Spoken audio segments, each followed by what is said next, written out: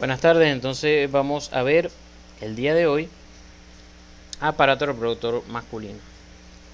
En otra vida también sería sexólogo, me gustaba este tema y eso. Eh, pero bueno, agarré traumatología. Lo que pasa es que siempre me ha gustado operar, siempre me ha gustado estar en un quirófano, ver el cuerpo humano por dentro y bueno, eso me lo da la parte de la cirugía. Entonces, miren, em, vamos a hablar entonces del aparato reproductor masculino y de todo lo que implica, ¿no? Esta parte, me acuerdo que esto normalmente uno lo ve en Morfo 1, ¿verdad? Sin embargo, yo quise hacer como un repasito, pero como lo quería hacer con animaciones y eso, no me dio el tiempo de verdad. Entonces lo voy a terminar de explicar cuando veamos aparato reproductor femenino. Lo que quería era a ver hasta dónde ustedes recuerdan, ¿verdad? Que entonces lo que es la mitosis y la meiosis, la, la diferencia. Yo me imagino que ustedes saben que la mitosis es una división que ocurre en todas las células del cuerpo humano y que la meiosis solo existe, solo ocurre con los gametos, cuando son las células sexuales. Bueno, en cuanto a las células sexuales, ¿verdad? Ellas normalmente son una célula germinal primordial que está en el nacimiento, en los testículos, ¿verdad? Y que luego se va a formar en espermatogonia. Y esto va a ocurrir más que todo a nivel de la pubertad. O sea, estas células van a estar dormidas, ¿verdad? Como espermatogonia y después se van a proliferar, ¿verdad? Cuando ya estamos en la pubertad y empezar a desarrollar los espermatozoides. ¿Cómo se forman ellos? ¿Cómo se forman ellos? Entonces, recordemos que los cromosomas, nosotros tenemos 23 pares de cromosomas. ¿Por qué le llaman 23 pares de cromosomas? Porque tenemos un cromosoma de papá, que es el azul, y un cromosoma de mamá en nuestros genes. Entonces, que es obviamente la información genética, que es el ADN. Estos cromosomas contienen cada uno, ¿verdad? El 1, el 2, el 3, cada uno tiene infinidades de información, de proteínas, de cómo se desarrollan. Lo que uno siempre coloca el ejemplo del color de los ojos. Entonces tu papá te dio un gen que es el color de un color de ojos, ¿verdad? Y tu mamá te dio otro color de ojos. Entonces, la célula, cuando tú fuiste fecundado, cuando tú fuiste engendrado, tu célula decidió cuál de los dos colores de ojos era lo que iba a los que se iban a desarrollar en ti. Entonces, por eso, esto aquí es un ejemplo de un solo par de cromosomas que contiene el cromosoma de tu papá y el cromosoma de tu mamá. Claro, estamos hablando de diferencias de ojos, ¿no? Pero, por ejemplo, en cuanto a proteínas, en cuanto a enzimas, todos los cuerpos humanos producen esa enzima de esa manera. Por ejemplo, la glucosa 6-fosfatasa, etcétera. Todas esas enzimas están escritas en el ADN de cómo se van a hacer, sea de tu papá o sea de tu mamá, porque los mismos somos de la misma especie.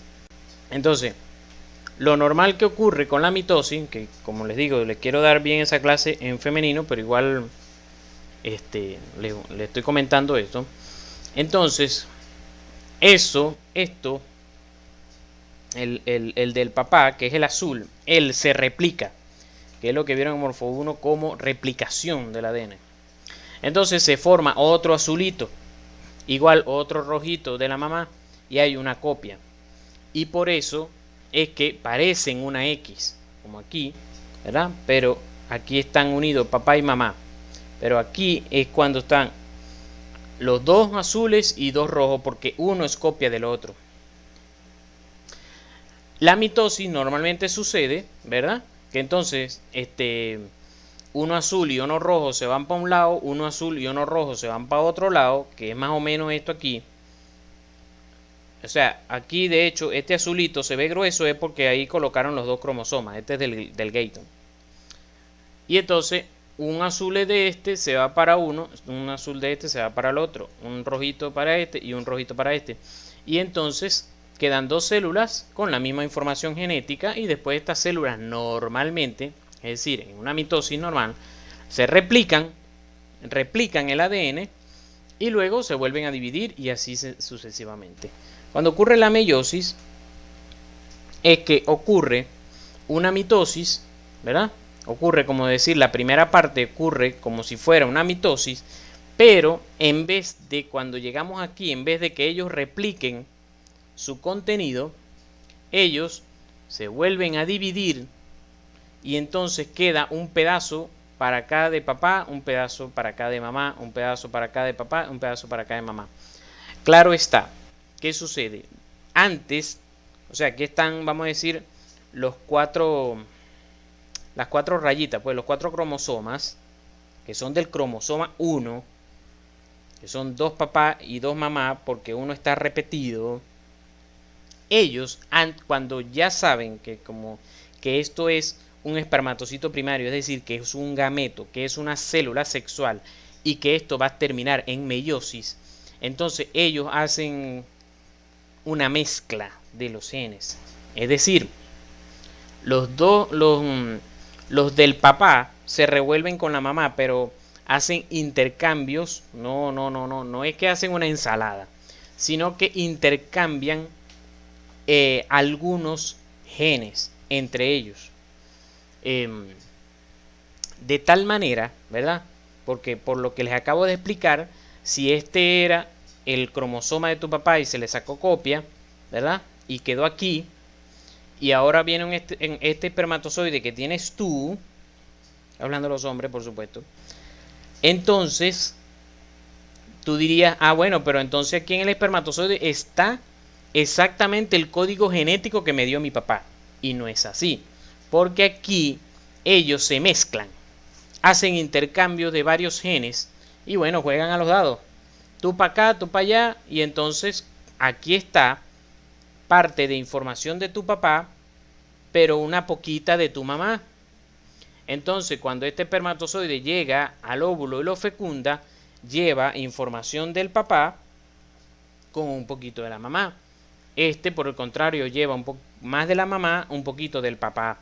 Por eso es que ocurre que, bueno, la cara completa es de la mamá, pero el caminar es del papá. Bueno, porque obviamente esto ocurre en cada uno de los cromosomas, en los 23 cromosomas. Ocurren esas mezclas y entonces hasta que la mitad de la información genética, por eso que se dice entonces la mitad de la información genética queda en un espermatozoide. Es decir, que este espermatozoide él no puede dividirse y hacer una célula nueva, no puede, porque él tiene la mitad de la carga genética que normalmente tiene una célula. Por eso es que se une con otra célula que tiene la mitad de la carga genética y 1 más 1 es 2, y entonces ahí forman una carga genética completa que va a ser una nueva persona. De todas maneras, como les dije, si tienen alguna dudita, igual vamos a explicar esto con los óvulos. Con los óvulos sucede igual.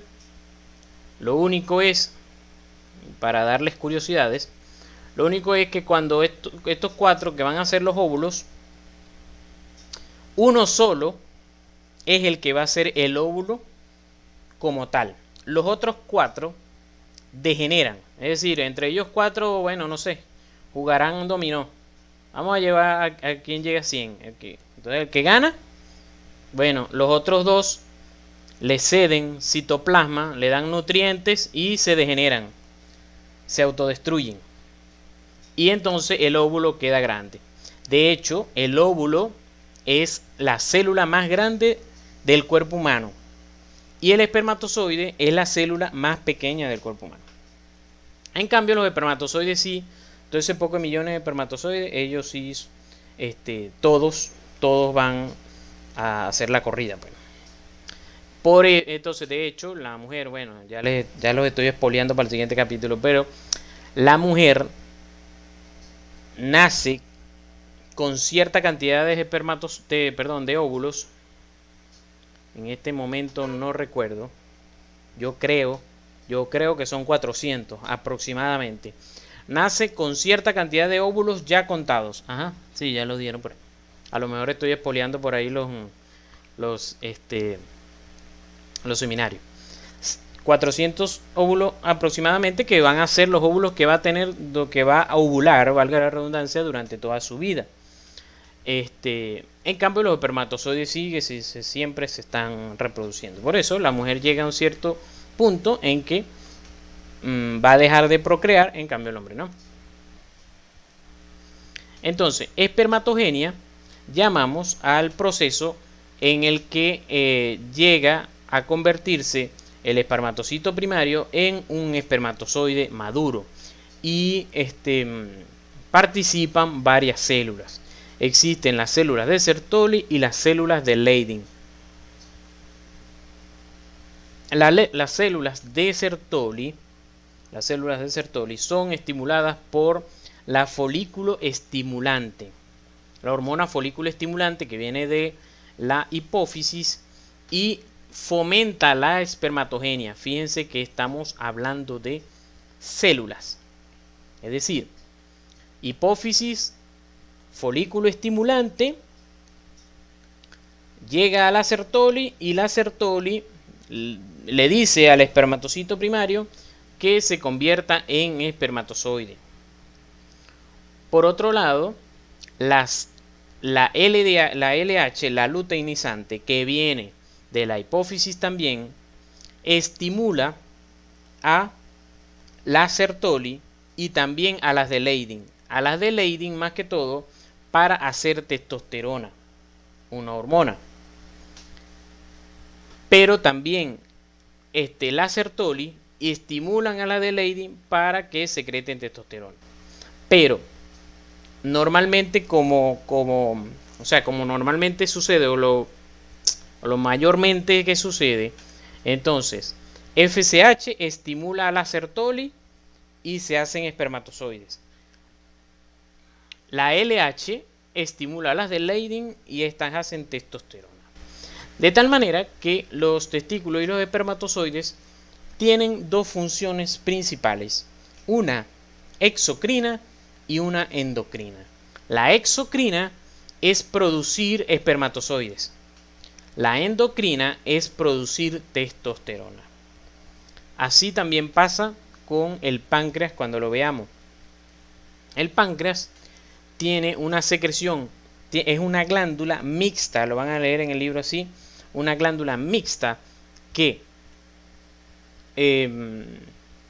secreta, que tiene función exocrina, que van a ser las sustancias que van a ayudar a la digestión de los alimentos, y una función endocrina que va a secretar las hormonas de la insulina, el glucagón, la somatostatina. Ok. Entonces, bueno, ya vieron en el cuadrito anterior. Ajá, porque está aquí. Ajá, vimos en el cuadrito, entonces, que tenemos una célula primordial, germinal primordial, que es estimulada por la progesterona y me va a formar las espermatogonias. Las espermatogonias, entonces, van a llegar a ser espermatocitos primarios, se dividen, me forman espermatocito primario, y los espermatocitos primarios van a ser espermatocitos secundarios, que van a tener los 23 cromosomas. Luego el espermatocito secundario se pone más chiquito, se convierte en espermátide y me produce los espermatozoides. Los espermatozoides ya cuando tiene su colita. Entonces el espermatozoide es una célula pequeña, como ya les dije. En la punta tiene un acrosoma donde tiene cimas especializadas. Nos van a hablar cuando los que den la clase de fecundación. especializadas, enzimas que van a diluir la pared del óvulo. La cola, ¿verdad?, tiene una base que contiene muchas mitocondrias. Estas mitocondrias son las que van a dar energía a la colita para que la colita se mueve y el espermatozoide avance. La cola del espermatozoide está formada por microtúbulos. Normalmente son 11 microtúbulos. ¿Se acuerdan que vieron eso en Morfo 1? Microtúbulos que le van a dar la forma y en este caso se van a mover al espermatozoide. Los microtúbulos también pueden existir en las células y son el esqueleto de la célula, son lo que le dan la forma a la célula, lo que hacen que algunas células sean cuadradas, otras sean ovoideas, otras sean circular completamente, etc. Entonces, aquí vemos, fíjense, que el hipotálamo, ¿verdad?, va a secretar la GnRH, ¿verdad?, hacia la hipófisis, la adenohipófisis, y de la adenohipófisis va a salir la luteinizante y la folículo estimulante. La luteinizante va a ir a las células de Leydig para que secreten testosterona, que a su vez va a estimular a la Sertoli, pero las Sertoli también son estimuladas mayormente por la FSH. La FSH llega a la Sertoli entonces me dan la espermatogenia. Entonces, como les dije, las dos funciones del testículo van a ser secretar testosterona, su función endocrina, y secretar espermatozoides, que es su función exocrina.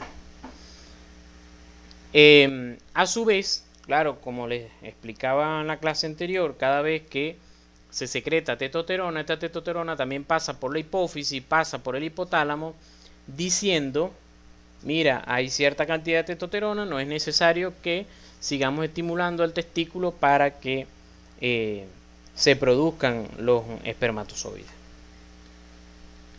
Entonces, una de las funciones de la testosterona es producir los caracteres sexuales secundarios. Y por lo tanto, en una mujer, por ejemplo, si existen trastornos en que aumenta su cantidad de testosterona, va a producir este cierto tipo de caracteres sexuales secundarios que son normales en la mujer. Perdón, que son normales en el hombre. Entonces, una de las cosas es el vello corporal, que se va a producir más que todo en el pubis, en la línea alba. En la línea alba que es la línea media del cuerpo. Entonces, por ejemplo, lo que es en el tórax y en el abdomen, al hombre va a tender a tener más vello que la mujer. De hecho, en Introducción a la Práctica Médica, cuando vean cómo se examina un paciente en la parte del abdomen, tú tienes que examinar si la pilificación del abdomen es de acuerdo al sexo, si es hombre o mujer. Entonces, en la línea alba, ¿verdad?, crece, si se han dado cuenta, pues en cuanto al hombre, en cuanto a la mujer casi no crece vello en el abdomen. En cambio, al hombre tiende a formarse un triángulo de base inferior. Pasa que yo iba a colocar aquí las láminas de Introducción a la Práctica Médica, cómo se ve la pilificación de un hombre que tiene se forma, vamos a decir, vamos a decir aquí, vamos a suponer que esto es un abdomen. Si la pilificación normalmente de los genitales abarca también la cara medial, ¿verdad?, del muslo, y abarca hasta el ombligo. O sea, el ombligo, supónganse que lo tenemos aquí, y entonces se hace una pilificación de toda esta superficie como un triángulo, y que de hecho si abarcas toda la pilificación completa, es como si fuera un rombo, y de hecho tú reportas en el abdomen del masculino pilificación romboidal, porque abarca hasta los genitales, como decir todo esto. En cambio, en la mujer se dice pilificación triangular, porque solamente es sus genitales. Claro, hay mujeres que van a tener más pilificación a nivel del abdomen, un poquito más, pero muy difícil que sea con un hombre como un hombre, a menos que tenga cantidad de testosterona como un hombre. Igual en la cara y el tórax, la distribución, ya voy para allá, la distribución de la pilificación en la cara y el tórax también lo va a dar la cantidad de testosterona secretada. Entonces, en la mujer puede que tenga un poquito más de pilificación en su cara, pero no va a ser el grosor del pelo, no va a ser como en la del hombre. De hecho, igual también que yo les había comentado, ¿verdad? El ejemplo, lo de la calvicie, que la testosterona, cuando aumenta la testosterona, mientras más alta sea la concentración de testosterona, más va a tender al hombre a ser calvo. Y aquí les voy dando un dato, porque entonces cuando llegan a introducción a la práctica médica, ¿verdad? Es muy fácil decir, cuando están entonces en la parte de piel, vamos a examinar piel. Y va entonces dentro de piel examinas también la pilificación, o sea, el cabello, la distribución del cabello. Entonces, muy fácil, a veces te enseñan, bueno, eso se dice distribución de acuerdo a edad y sexo. Ah, bueno, sí, porque estamos aquí todos normales, pero ¿cómo sabes que el cabello está bien distribuido dependiendo si es hombre o si es mujer? ¿Cuál es? Porque en semiología, cuando ustedes van a examinar a un paciente, todo tiene que ser objetivo. No puede ser, bueno, a mí me parece que esa cabeza es de mujer, que el cabello es de mujer, que el cabello es de hombre. No. La distribución del pelo en el hombre y en la mujer es diferente. Y aquí iba a poner la fotico también. Eso se me pasó. Si ustedes se fijan en personas que tengan a su alrededor hombre y mujer, la distribución de la línea del pelo, o sea, la línea del pelo en la cabeza donde sale, es diferente en cuanto al hombre y en cuanto a la mujer. Por delante, el hombre tiende a tener entradas en la parte laterales, arriba, superior, arriba. En cambio, es decir, va a tener entrada. En cambio, la mujer tiende a ser continua, como si fuera un cintillo, va a ser lineal. En cambio, el hombre tiende a tener entradas. A nivel posterior, álcenle la cabellera a su amiguita que tengan ahí al lado, su hermanita, la sobrinita, álcenle la cabellera y fíjense por detrás. La distribución va a tener como unas puntas laterales. En cambio, el hombre tiende a ser lineal. El hombre tiende a ser lineal. Vuelvo y repito, estos son características que no se cumplen en absolutamente todos, al 100%. Pero es de eso, o sea, depende de la cantidad de testosterona y estrógeno que nos da esa distribución en el cabello. ¿Ven? Y eso es pregunta de introducción a la práctica médica. Bueno, por lo menos yo la hacía siempre cuando estaban conmigo. La distribución del pelo. Porque uno pregunta, ¿cómo es la distribución? Ah, sí, de acuerdo a edad y sexo. Y como sabes que de acuerdo al sexo, y siempre de hecho preguntaba, bueno, vamos a suponer que tú te consigues, que tú eres médico forense y te consigues una cabeza. ¿Cómo sabes que la cabeza es de un hombre o de una mujer? Una de las cosas es por el cabello. ¿Cómo debe ser el cabello distribuido? Porque, bueno, pero si es hombre y tiene el cabello largo. Entonces, ¿cómo está implantado y todas esas cosas? ¿No? Sí, lo puedes colocar así, androide, ginecoide. Lo que pasa es que yo no me acostumbré así. Siempre coloqué femenino, masculino. En cuanto a la voz, entonces la voz gruesa en los hombres nos los da la testosterona, el grosor de la piel también, y por eso un poquito más tienden a tener los hombres un poquito más de acné por el grosor de la piel. Siempre les digo, recuerden que la mujer también tiene estrógeno, testosterona, a pesar de que no tienen testículos, porque la testosterona también. Exacto, sí, Harp. Más o menos así. El crecimiento capilar está un poquito más atrás, pues. Sobre todo en la parte laterales de las entradas. Bueno, la hipertrofia muscular, que es la que buscan cuando se inyecta testosterona, un aumento de la densidad ósea, es decir, que el hueso va a tender a ser más fuerte, y de hecho esa es la causa por también de la incidencia de las fracturas en la vejez. Y la tasa de metabolismo basal, bueno, va a estar mediada no solamente por ella, sino que también los estrógenos en la mujer hacen eso. Y por eso el adolescente que come y come y come y no engorda, y uno dice, nada, pero uno medio come y ya está engordando. El semen, ¿verdad?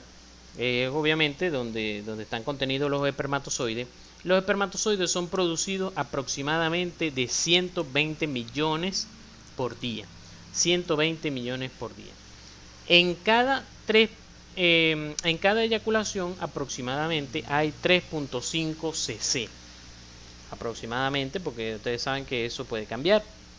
Entonces, por cada cc normalmente hay 120 millones y por lo tanto en cada eyaculación hay 400 millones. Entonces, ¿qué sucede? Cuando se hace un espermatograma, ¿verdad? Que se le toma la muestra al semen, entonces se evalúan todas estas cosas. Se evalúan cuánto es el número, cuánto están saliendo por cc y todo eso. Y se evalúa al microscopio también la forma de los espermatozoides y cuántos se mueven y todo eso. Si una persona presenta 20 millones, menos de 20 millones por cc, se considera infértil. ¿Por qué? ¿Por qué? Ay, ¿por qué? Pero si produjo 20 millones, porque sencillamente de estos 400 millones que salen en cada eyaculación, llegan 100 a la trompa. Entonces, de 20 millones, ¿cuántos van a llegar? Es muy difícil que alguno de esos 20 millones llegue a la trompa. La velocidad de ellos es de aproximadamente 4 milímetros por minuto. Entonces, ¿de dónde viene el componente del semen? O sea, ¿de dónde viene? Como les dije, de 3 sitios. De el testículo produce los espermatozoides, es decir, de la cantidad de semen, el 10% son espermatozoides. Que las células de Sertoli son las primeras madres que les dan maleticas también a los espermatozoides. Ellas les dan nutrientes, les dan un poquito de testosterona y estrógeno, etc. Pero quienes les dan las maletas más grandes, las que pesan más para el aeropuerto, son las vesículas seminales y la próstata. Las vesículas seminales, ¿verdad?, le dan fructosa, que eso es carbohidrato para el viaje, para que puedan comer en el viaje. Ácido cítrico, prostaglandinas. ¿Prostaglandinas para qué? Para hacer que el útero tenga contracciones, tanto el útero como las trompas. ¿Para qué contracciones? Para ayudar a que ellos puedan subir, ayudarlos a que puedan avanzar más rápido. Y en cuanto a la prostaglandina, de una vez les digo que entonces, cuando si han tenido algún familiar que ha tenido algún aborto espontáneo, o le van a hacer un legrado y se necesita que abra el cuello del útero y le han mandado a comprar un medicamento que se llama misoprostol o Cytotec. Eso es prostaglandina, que ayuda a hacer contracciones uterinas y que entonces se termine de extraer el producto de la concepción, pues está en el aborto. No sé si han pasado por el pasaje Center en Punto Fijo y entonces están vendiendo oro, misoprostol y dicen así, oro, misoprostol. Eso, misoprostol es prostaglandina que fomentan el aborto. No se les olvide, prostaglandinas, aborto. Porque se lo van a preguntar cuando estén en obstetricia, que tienen que ver las prostaglandinas, porque la prostaglandina es un mediador inflamatorio es un mediador inflamatorio son mediadores también del dolor y de la inflamación. Y que cuando nosotros tomamos un analgésico, ellos son inhibidores de las prostaglandinas. para que sepa. Entonces les van a preguntar, ¿qué tiene que ver las prostaglandinas si la paciente no está inflamada ni nada por el estilo? Entonces, por eso la prostaglandina. De hecho, por eso también, de una vez aquí se los digo y sé que se les va a olvidar, pero se lo estoy diciendo. Por eso que una paciente que está con amenaza de aborto, es decir, que está sangrandito un poquito o el cuello se está abriendo, pero el feto todavía no está maduro y ella tiene que guardar reposo, entonces no puede tener relaciones sexuales porque el semen contiene prostaglandina y esas prostaglandinas van a hacer contracciones uterinas que van a provocar más el aborto. Ahora, no estoy diciendo que durante el embarazo no se puede tener relaciones sexuales, sino que si la paciente tiene amenaza de aborto, pasa eso. Y eso pasa mucho, se van a acordar mío a lo mejor, cuando estén en obstetricia, que entonces las pacientes llegan con amenaza de aborto tienden a llegar en la noche. Porque como decía la ginecóloga en el hospital, vienen de hacer cronchi cronchi, uno está aquí de guardia, hacen cronchi cronchi y entonces ahora vienen con que porque tienen amenaza de aborto. ¿Ven? Entonces, no se les olvide, ¿por qué tener relaciones sexuales aumenta la tasa de aborto en una paciente con amenaza de aborto? Porque el semen contiene prostaglandina. Ahí está la respuesta. Fisiología, es algo de fisiología. Por lo tanto, a esas pacientes le dicen que bueno, que pueden tener relaciones, pero con condón. Lo otro, el fibrinógeno, eso es porque cuando el semen cae en el cuello uterino, entonces ellos caen ahí y forman una cápsula que es formada por el fibrinógeno. Entonces, forman una cápsula como que bueno, vamos a organizarnos para la guerra, para el viaje. Entonces, forman una cápsula de unos 5 o 10 minutos y entonces se terminan de despertar porque ellos estaban inactivos. Se terminan de despertar, agarran cada quien su maletica y vámonos. Entonces a los 5 minutos la fibrinolicina, enzimas de coagulación de la próstata, rompen la fibrina que hicieron aquí y entonces ahí es cuando salen corriendo. Entonces la próstata le da iones de citrato, calcio, fósforo, enzima de coagulación y fibrinolicina. Y estos también ayudan a neutralizar la acidez de la vagina. Pues si la vagina es muy ácida, entonces si hay mucha acidez en la vagina, entonces ellos se pueden morir. Por ello, de todas maneras ellos mueren. Por eso es que no todos llegan. Además que tienes que contar que los óvulos normalmente están en un solo lado. Entonces ellos no tienen GPS para saber el óvulo si está del lado derecho o del lado izquierdo. Entonces ya sabes que vas a perder la mitad. La mitad se va a ir para el lado donde no está el óvulo. Entonces te están quedando 200 millones que son los que van a llegar. Entonces imagínate, de 20 millones, 10 millones se van por un lado, 10 para el otro. Imagínate. Creo que mi mamá está por ahí. Voy a invitar a mamá la semana que viene. Porque yo me acuerdo que con ella yo veía mucho. Se me va a caer la cédula con ganas. Mira quién habla. Mira quién habla, te aparecen los espermatozoides ahí y tal. Y a mí me encantaba eso porque ustedes saben que a mí me gusta mucho ver el cuerpo humano por dentro. Y entonces a mí me encantaba esa película. Que veía al bebé y todo, al bebé hablando y tal y qué sé yo. No sé si han visto esa película, si no la tienen, si no la han visto nunca, vean las tres. Fue de mi película favorita de la infancia pensando en que algún día iba a ser médico.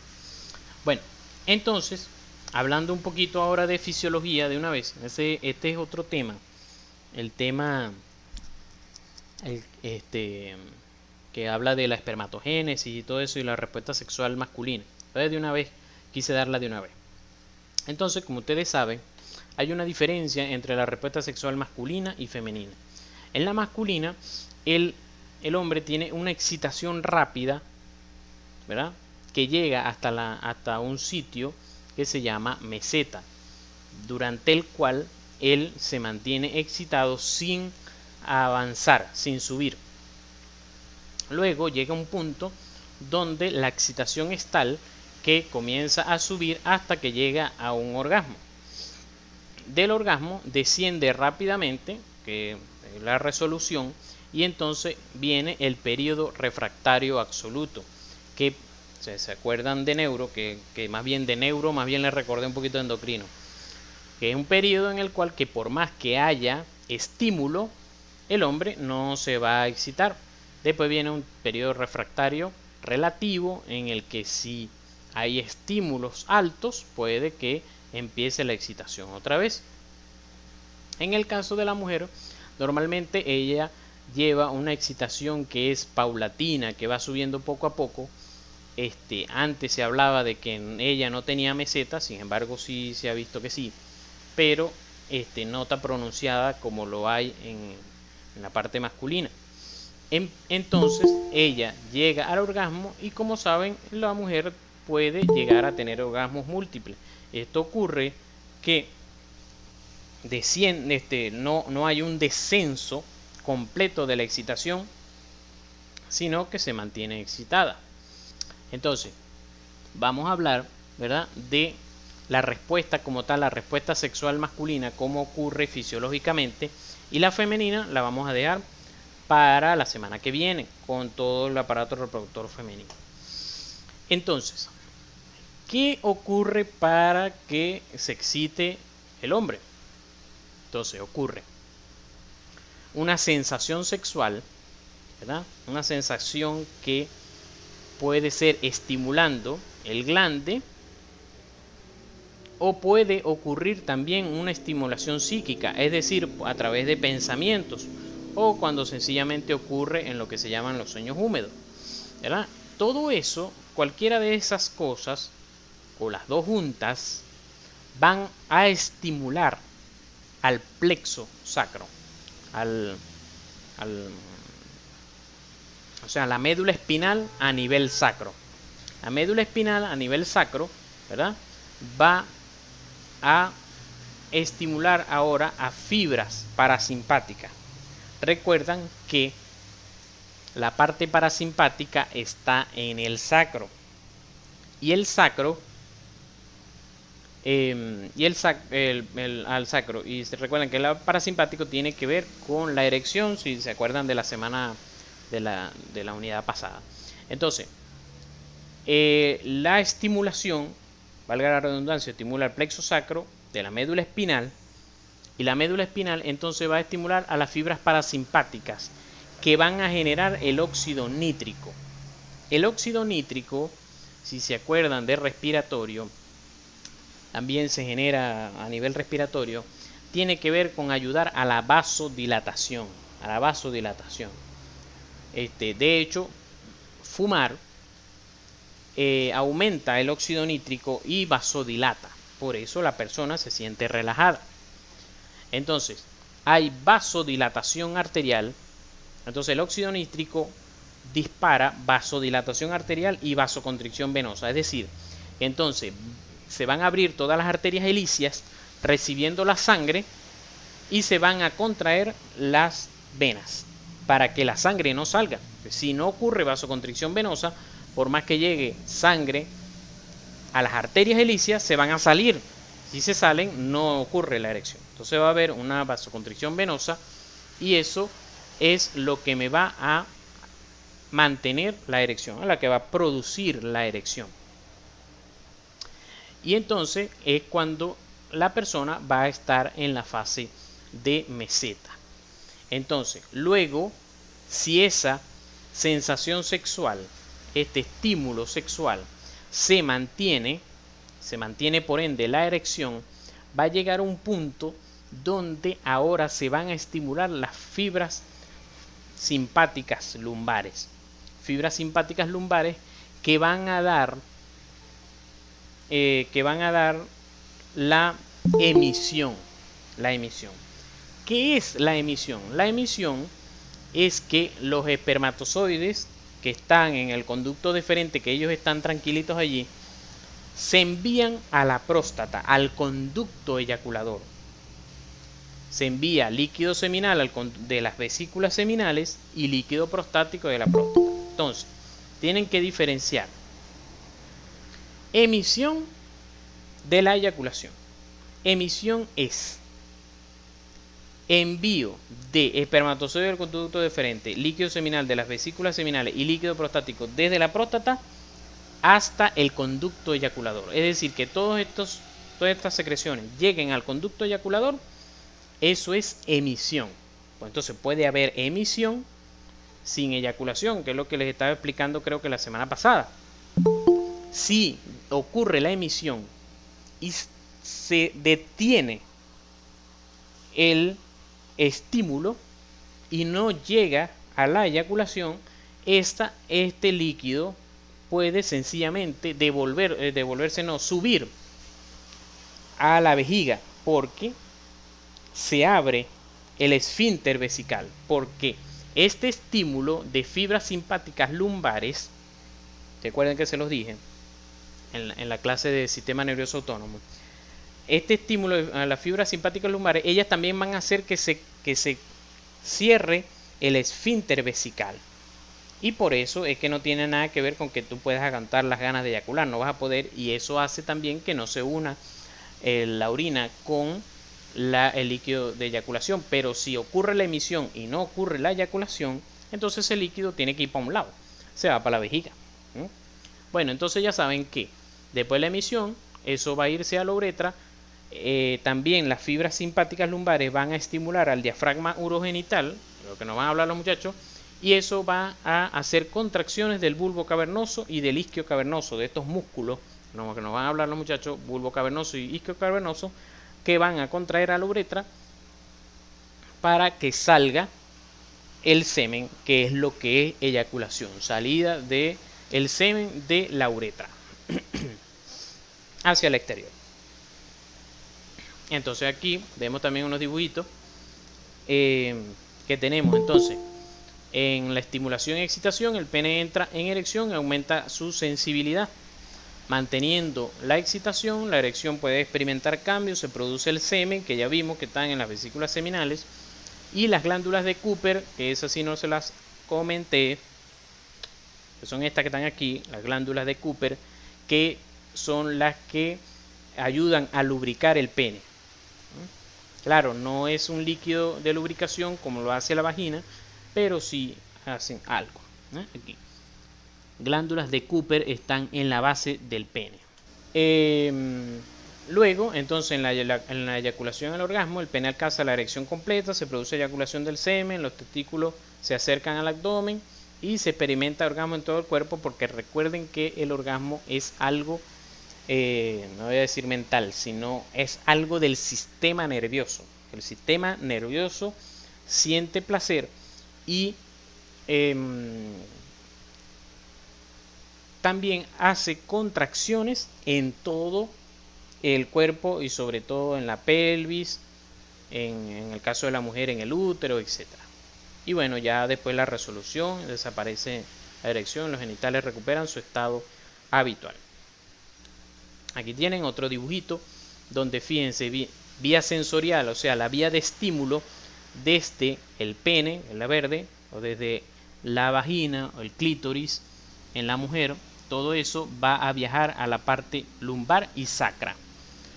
En la parte sacra es que se origina como tal para la erección y la excitación, y eso viaja a través de vía simpática, que es la roja, tanto para la mujer, para la lubricación, para el alargamiento de la vagina, etcétera, que lo vamos a ver la semana que viene, y la erección en el pene.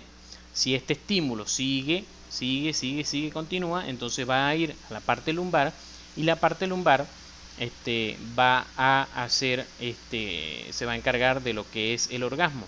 Entonces, el orgasmo en el hombre, estimulando aquí la próstata y todas las vesículas seminales, y en la mujer las contracciones de la vagina y del útero. Aquí está otro dibujito también entre el sacro, lumbar, también como los pensamientos eróticos, etcétera, también viajan y ayudan a todo eso. Y bueno, muchas gracias. Sí, exacto, esas glándulas son lo que es como presemen, porque puede existir espermatozoides que se escapen con el líquido de las glándulas de Cooper, y entonces esos espermatozoides pueden llegar a fecundar a un óvulo. Por eso siempre es el peligro que siempre se habla del peligro del coitus interruptus, porque puede haber espermatozoides que se escapen para allá.